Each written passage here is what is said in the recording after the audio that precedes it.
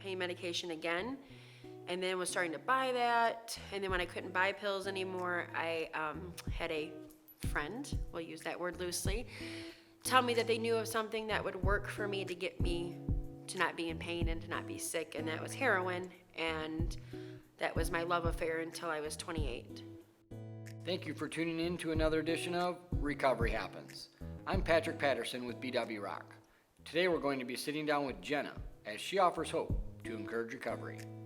So life for me as a child actually was very normal, and people always are kind of surprised by that. My mom was a teacher, my dad was a truck driver, brother, sister, normal blue collar kind of family, church on Sundays, very normal, vacation, that kind of stuff. So my biological father is an alcoholic and a cocaine addict. He was in and out of my life. My mom remarried when I was about 11, and that's the man that raised me. But I did have some experience as far as like my dad being too intoxicated to pick me up, not showing up for things, coming to my open house, drunk and knocking over the table, that kind of stuff. So yeah, I had some experiences with it. Looking back, I realized it was probably about 14. I was diagnosed with an anxiety disorder. The doctor gave me a prescription for benzodiazepines, and I really liked those. And then at 16, I injured myself in cheerleading and was prescribed hydrocodone, and I loved those. So I kind of dabbled in pills for a long time. At 22, I re-injured myself, was prescribed pain medication again, and then was starting to buy that. And then when I couldn't buy pills anymore, I had a friend, we'll use that word loosely, tell me that they knew of something that would work for me to get me to not be in pain and to not be sick, and that was heroin. And that was my love affair until I was 28. So I got a felony at 26 or 27, got incarcerated, did 7 months in a county jail, got out and was like, well, I'll never use heroin again. But then I started to dabble again in benzodiazepines and alcohol and just whatever I could find, which eventually led me back to opiates. And so 90 days after I got released, I got arrested again on a probation violation for being positive.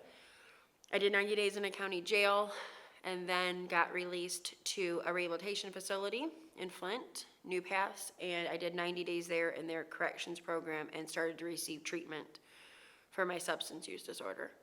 So I stayed at New Pass and did my 90 days there, and I was getting ready to get released and was terrified to go back home to what I knew.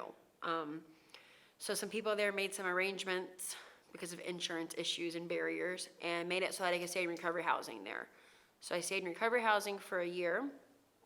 I took my recovery coach training while I was there, stayed on as their house manager, and in that time, received a text message from the clinical director asking me if I was interested in employment.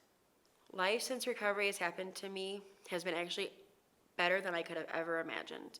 I thought I had these great plans for my life, and recovery happened, and things have just lined up for me in a way that I could not have put those together at all. I've had opportunities given to me that would not have happened had I still been actively using or not put myself into a recovery community. I've gained relationships, family, friends, just amazing, amazing blessings. My biggest success in recovery has been working at the facility that saved my life. I've been very, very fortunate to be able to be a small part in people's lives and kind of see really like that start to finish process, and then to get to continue to just connect with them after recovery. Being able to give back has been the biggest thing for me. At one point, nobody wanted me in their life, and today I'm very, very blessed that people are calling me like they want help or they want connection or whatever. So I get to be somebody that people want in their life today. So why I do this today is because someone did it for me in early recovery.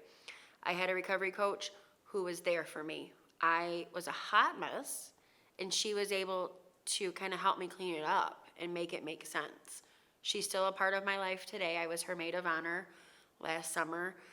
So I do this today because someone did it for me, and I think that it's selfish if I don't give back what was given to me. There are people dying daily from this disease, and so if I can make a difference in one person's life, then it's all worth it.